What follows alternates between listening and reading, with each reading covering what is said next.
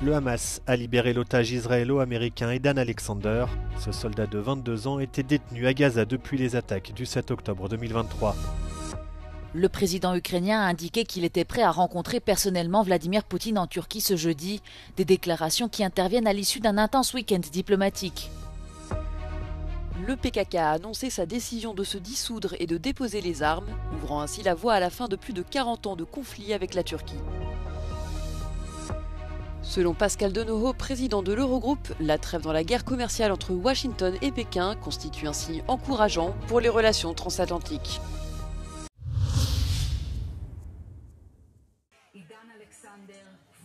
Le Hamas a libéré lundi après-midi l'otage israélo-américain Edan Alexander.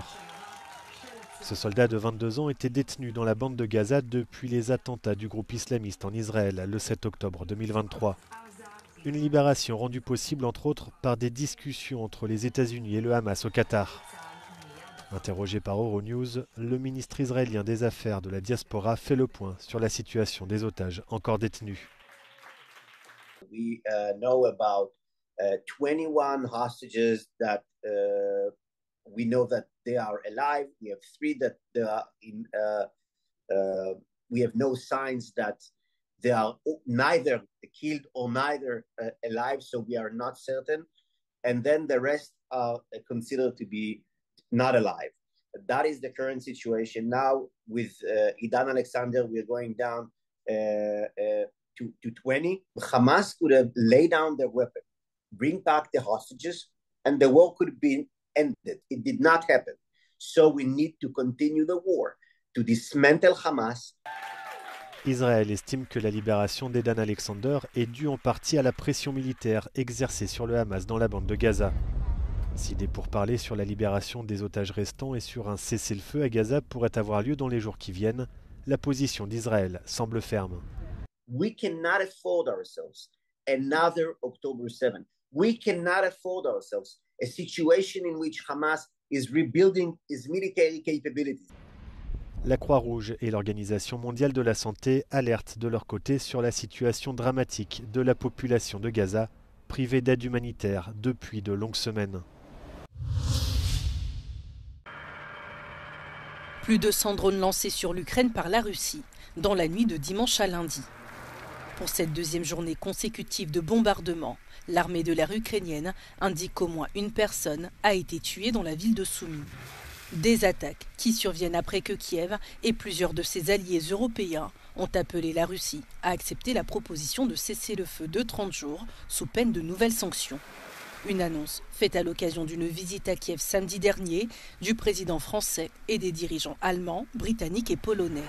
Pour le porte-parole du Kremlin, il s'agit d'un ultimatum inacceptable.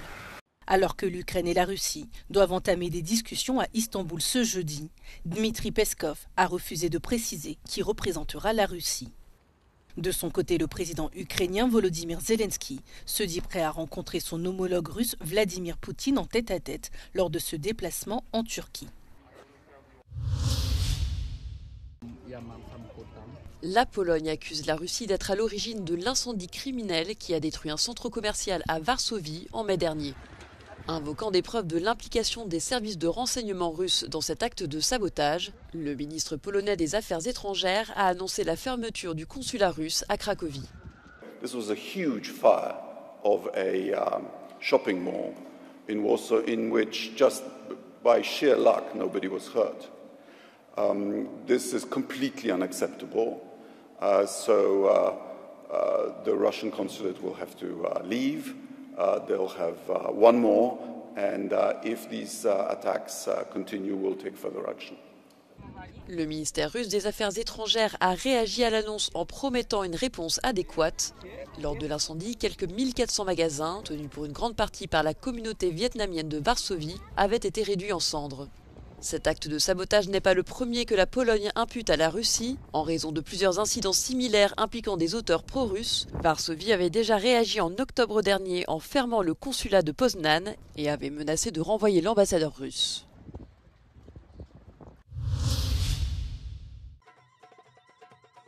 le Parti des travailleurs du Kurdistan, principal mouvement armé kurde, a annoncé sa décision de se dissoudre et de déposer les armes, ouvrant ainsi la voie à la fin de plus de 4 décennies de lutte armée contre la Turquie. En 1984, le PKK avait lancé une insurrection contre le pouvoir central dans le but de créer un État kurde indépendant dans le sud-est du pays. Le conflit s'est progressivement étendu au nord de l'Irak et de la Syrie, entraînant plusieurs interventions militaires turques dans ces régions. La dissolution du parti est l'aboutissement de tractations entre Ankara et le camp kurde, tractations débutées en automne dernier à l'appel du leader du PKK, Abdullah Öcalan, depuis la prison sur une île au large d'Istanbul où il est détenu par l'État turc depuis 26 ans. Si le PKK renonce à la création d'un État kurde, la reconnaissance du peuple kurde dans la constitution turque reste pour l'heure également en suspens. Le PKK estime cependant pouvoir porter ses revendications par des voies démocratiques et pacifiques.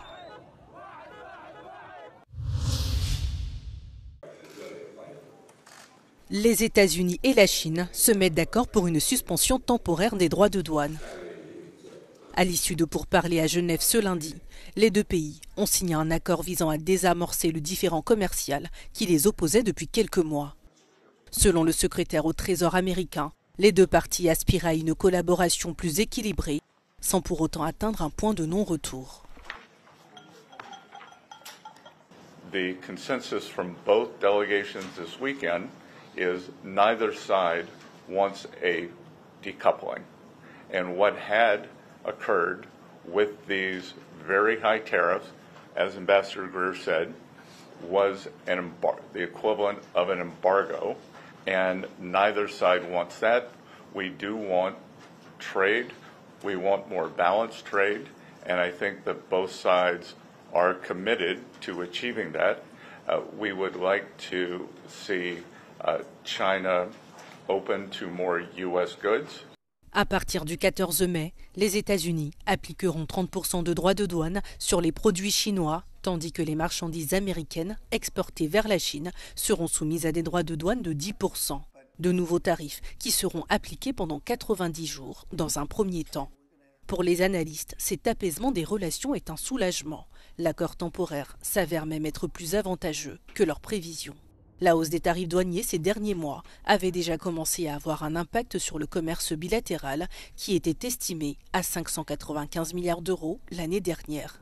Si cette pause temporaire envoie un signal positif, cet accord ne marque pas la fin des tensions économiques sous-jacentes entre les États-Unis et la Chine.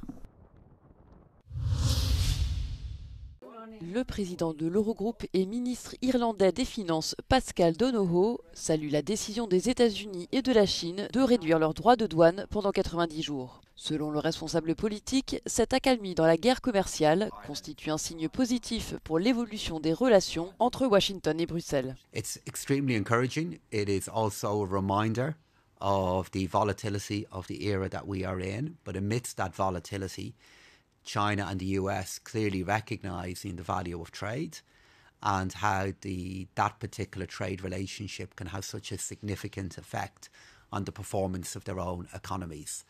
And I see that as being a positive signal, but it's also very obvious there's a whole lot of work that now has to flow from that, particularly then in terms of the engagement that the EU has with the US. Pascal Donohoe soutient l'approche progressive adoptée par la Commission européenne visant à parvenir à un consensus avec les États-Unis. Le président de l'Eurogroupe émet cependant des réserves quant à l'idée que l'UE puisse spécifiquement cibler les services numériques. Ireland and I have long-standing concerns regarding the role and use of digital services taxes. And my sense is that in the debate that is now taking place at the moment, it is understood as an option, but it's also understood as an option that could have very significant consequences. Afin de renforcer la compétitivité de l'Union européenne, Pascal Donohoe appelle également à développer le marché unique numérique. Retrouvez l'intégralité de son entretien ce jeudi dans The Europe Conversation.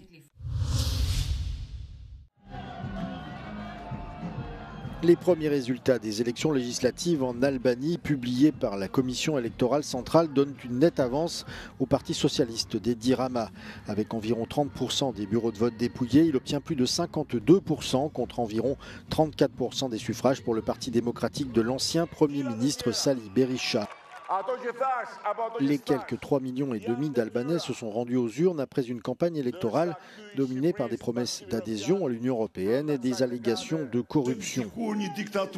Nouveauté de cette élection, l'intégration du vote des expatriés. Quelques 246 000 Albanais vivant à l'étranger avaient le droit de voter pour la première fois, mais leur participation est restée très faible. Concernant l'abstention générale, elle devrait dépasser les 58%, soit 7 points de plus que lors du dernier scrutin en 2021. Les résultats officiels définitifs seront annoncés ce mardi. Pope Leo XIV met more than 6,000 journalists and media workers on Monday, just days after he was elected. This has become a common practice with new popes. It happened with Pope Francis and Pope Benedict. As he entered the Vatican auditorium, he received a standing ovation. He mainly reflected on the importance of using communication as a tool to achieve peace. Let us disarm words, the Pope said. It's important, he added, to strive for a different kind of communication, one that does not seek consensus at all costs, he said, does not use aggressive words, does not follow the culture of competition. Peace begins with each one of us, he said, in the way we look at others, listen to others, and speak about others. In this sense, the way we communicate, the Pope said, is of fundamental importance. We must say no to the war of words and images. Pope Leo XIV also expressed solidarity with imprisoned journalists and highlighted the importance of free speech and the press. Giorgio Orlandi for Euronews in the Vatican.